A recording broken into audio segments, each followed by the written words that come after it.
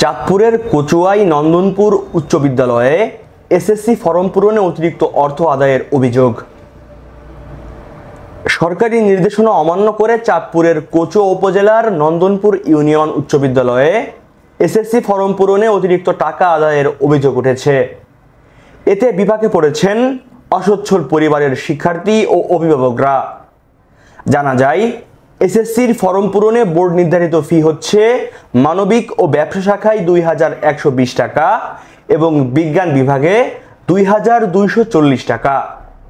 Form পূরণের সময় board ফি ছাড়া অন্য কোনো ফি আদায় করা যাবে না। সরকারি এমন নির্দেশনা থাকলেও তা অমান্য করেই নন্দনপুর ইউনিয়ন উচ্চ বিদ্যালয়ের প্রধান শিক্ষক হারাধন চন্দ্র ভৌমিক রশিদ প্রদান ছাড়াই এসএসসি ফরম পূরণে অতিরিক্ত টাকা আদায় করছে।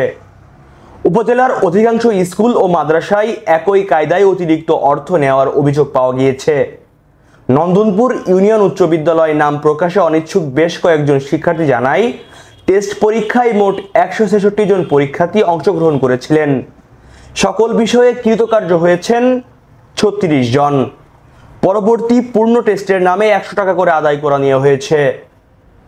এবছর এসএসসির ফরম পূরণে বোর্ড কর্তৃক নির্ধারিত ফি বিজ্ঞান বিভাগে 2240 টাকা, ব্যবসায় শিক্ষা ও মানবিক বিভাগে 2120 টাকা নির্ধারণ করা হয়েছে।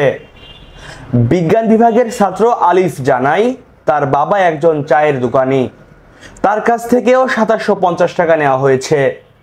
আরেক এসএসসি পরীক্ষার্থী বলেন, ফরম পূরণ করার সময় টাকার রসিদ চেয়েও পাইনি। কোন খাতে কত টাকা নেওয়া হচ্ছে এ বিষয়ে জানতে চাইলে তিনি কোনো উত্তর দেননি। তাই বাধ্য হয়ে 2750 টাকা দিয়েই ফরম পূরণ করেছি। বিষয়টি স্বীকার করে নন্দনপুর ইউনিয়ন উচ্চ বিদ্যালয়ের প্রধান শিক্ষক হারাধন চন্দ্র বলেন, স্কুল কমিটির সদস্যদের সঙ্গে আলোচনা করে বোর্ড ফির বাইরে উন্নয়ন ফি সহ স্কুলের অন্যান্য ফি বাবদ 2740 টাকা করে আদায় করা হচ্ছে।